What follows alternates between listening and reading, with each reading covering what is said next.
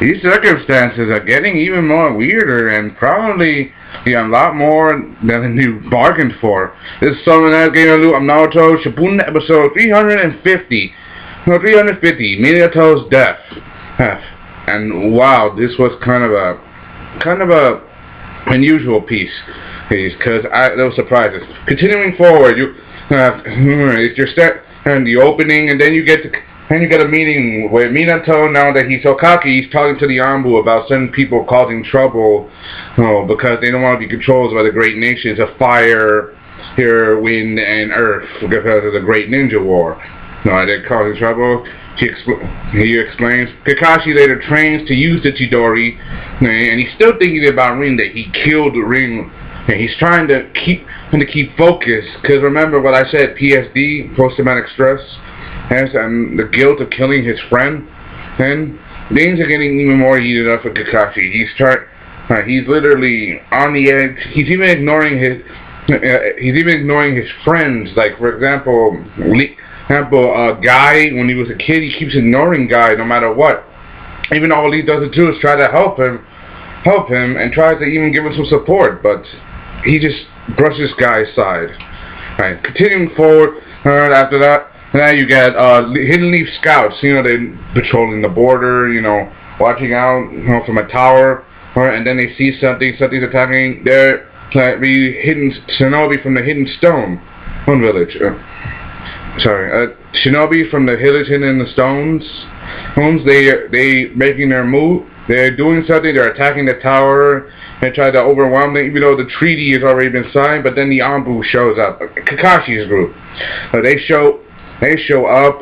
They help save them, and then the stone leave. But then they get to a hint that the shuriken, the shuriken weapon is not the hidden stone shuriken, that they're fake, that means that people are impersonating them. I guess it's Danzo. Trust me, it's probably Danzo. Continuing forward, you have it. After that,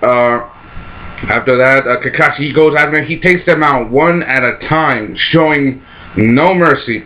And the Anbu are getting concerned that he's taking this too rashly, like literally showing no mercy at all to his opponents. Now that he's killed his best friends, and he's got very few reasons right now to feel anything at all, because he's doing this just not just to keep his mind clear and just focused on the mission no matter what. But because of what he's doing, he's also making sure that the Anbu don't find out who the hell's behind the attacks. Like leaving no one alive. And Minato, he takes it into concern. He gives Kakashi a mission. Guess what he does?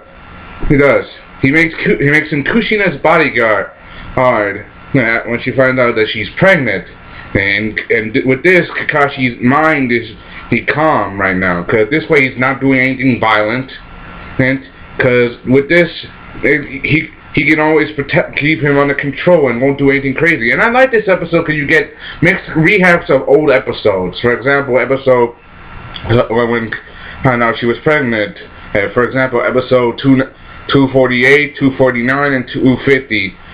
When Naruto was born, and everything with the hidden leaf being attacked by the Nine Tails, when Naruto was trying to control the Nine Tails.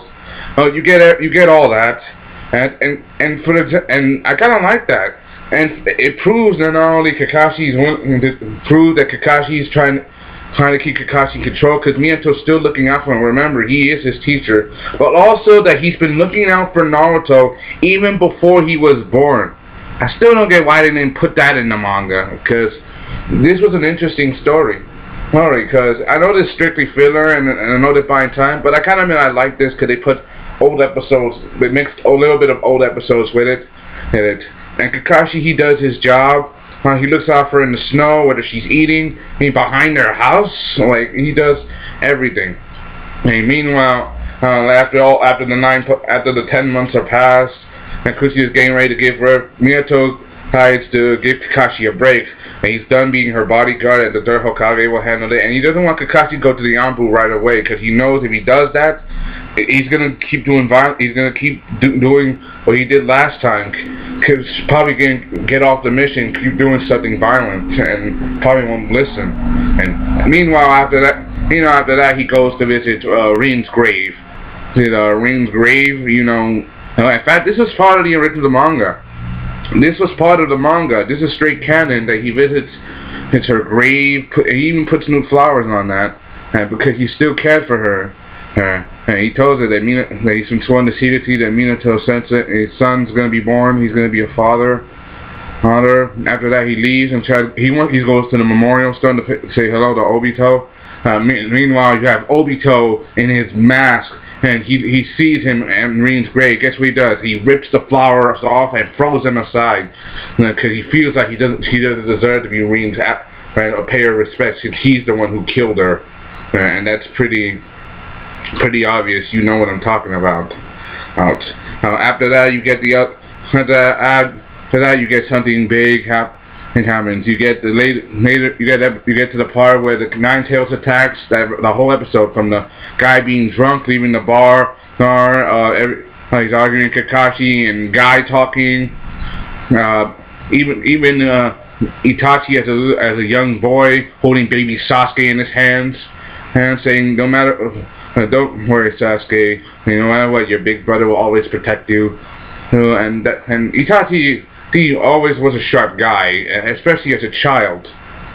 So he knew that something was coming, especially afterwards when his parents and the whole Tia clan were blamed for the Nine Tails incident. And after that, the third Hokage sensed it, and Obito arrives and used the summoning jutsu, summons the Nine Tails. And I gotta admit, I like that part about the Nine Tails going on a rampage, because they changed the animation a little. They changed it in a different dimension, because it shows a different kind of animation that you get usually from the show, and that's completely different. Because I like that. I like that episode because of that, because it shows something completely different. Meanwhile, after that, the whole destruction, everybody's after that, Kakashi and Guy, they go meet up with their friends, Asuma, Kurenai, Aoba. Everybody's in a barrier. But Kurenai, she tries to say that she wants to go out there to be part of the fight, but her father says no. Saying that you're my daughter, and saying that my daughter, you could at least he's passed the will of fire to my grandchild. Everything is really OD in this chapter, because this is like mixing old episodes with this new episode. Even though it's strictly filler, I like it because you get some answers. Meanwhile, and all the destruction, you get after that the QB sealed, and you get the third Hokage. You see Minato's dead body, and one guy holds Kushina, and the Hokage holds Naruto in his hands. And Kushina, she's still alive. She's still alive after being pierced by the Nine Tails claw. She's still alive. And he tells the third Hokage that his name is Naruto. Oh, please protect him. And that's just proof.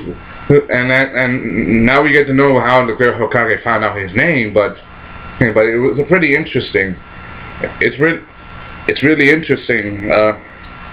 It's really interesting because you get to see that Kushina was a liar. She's the one who told him that his name was Naruto, and that the Hokage made a promise that he will protect him. And then Kushina dies, and then later you get the funeral with all the shinobi. You get Kushina's picture, you get Minato's picture in the middle.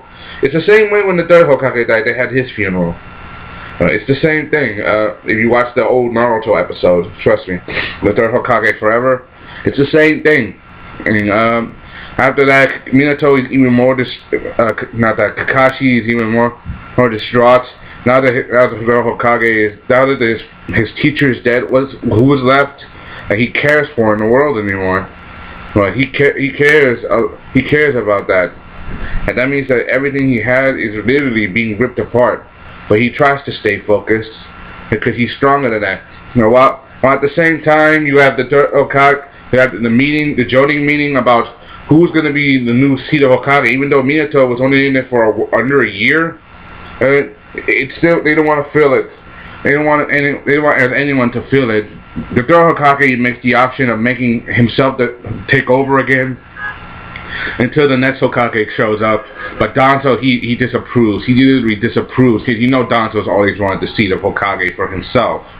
That's Danzo. He's a sneaky bastard, and that's just the way he is.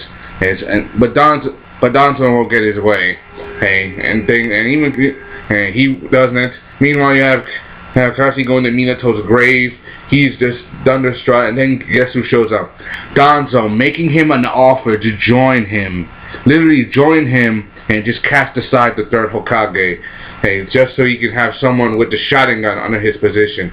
And that is OD fucked up, because it just proves that Danzo's a sneaky bastard. He's taking advantage of everybody's emotions, including Kakashi, now that he lost everything. And later, after that, you get a meeting with the third Hokage and the Anbu, saying that he has a secret document to the feudal lord that something big's gonna happen. Kakashi, he listens, and he's swimming, and he uses his Sharingan and it's sticking out like he does something. And later, he goes to the secret labyrinth where he goes to where the foundation goes to meet, and guess who shows up? This little kid with the Anbu mask, and he uses the wood style. Guess who it is? Yup, young Yamato, aka Tenzo. I'm like, what the hell is he doing working for Danzo? I mean, you're joking, right? Right?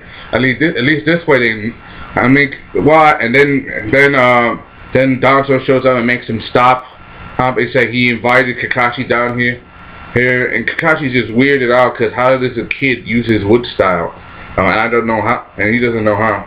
And you get to find out later. And then Kakashi, and I'm glad that you come. Danzo's literally smart, and Kakashi hands him a document. And he says, "Good work, Kakashi." And then you end the episode with Kakashi's face with his Sharingan glowing. Does that mean that Kakashi's going to be working from Danzo from now on for a while? But knowing this episode, knowing this series, and knowing Kakashi, he won't work for Danzo for much long. I guarantee you, Kakashi's a better shinobi than that. And I give you my word that he's probably not going to be. And knowing the people, they're going to make sure that Kakashi's not going to work for Danzo ever again. And judging from the next episode, it's just the beginning.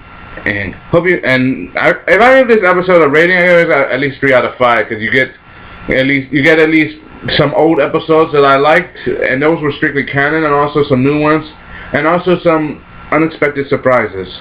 Hope you enjoyed. That's fine. This is Saul. I'm giving you the latest review of Naruto Shippuden episode 350. Hope you enjoyed. Thanks for watching. Signing off.